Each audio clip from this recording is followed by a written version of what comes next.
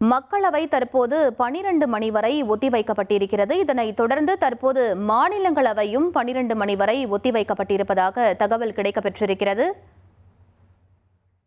கூடுதல் விவரங்களை எமது செய்தியாளர் ரமேஷிடம் கேட்கலாம். ரமேஷ், மக்களவையை தொடர்ந்து மாநிலங்களவையும் மதியம் 12 மணி வரை ஒத்திவைக்கப்பட்டிருப்பதாக தகவல் வெளியாகியிருக்கிறது.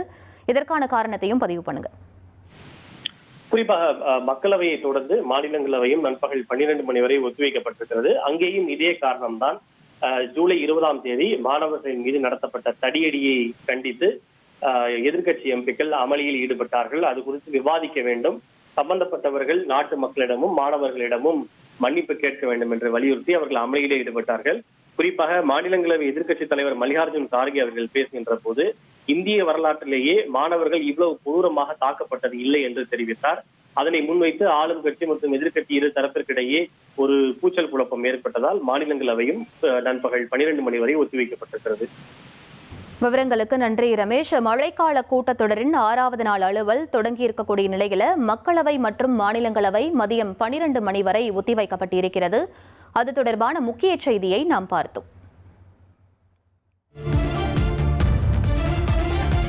बैठिए, ये सदन है, सदन की मर्यादा बनाना और रखना आपकी जिम्मेदारी है, इसकी प्रतिष्ठा बनाए रखने की जिम्मेदारी आपकी है। आप संवाद करो, चर्चा करो, महत्वपूर्ण मुद्दों पर बात करो, लेकिन तख्तियां लेकर आना ये उचित नहीं है। आप प्रश्नकाल में गतिरोध पैदा करना चाहते हैं, आपके प्रश्न हैं, महिला सांसद के प्रश्न हैं।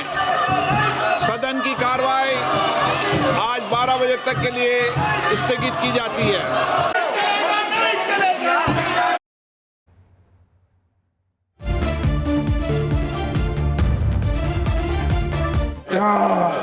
Occasion, then only it is possible. This is a rarest subject. The rarest of the rarest should be consensus of the whole house. It is not there. What I can do? It is never happened in the history of India that the boys were beaten and they were dragged.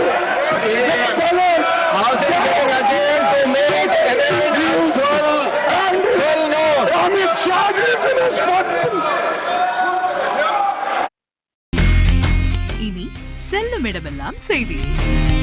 தந்தை டிவியின் WhatsApp சேனலை follow பண்ணினா செல்ல இருக்கும் இடமெல்லாம் செய்தி. இதோ QR code இப்பவே ஸ்கேன் பண்ணுங்க, ஃபாலோ பண்ணுங்க.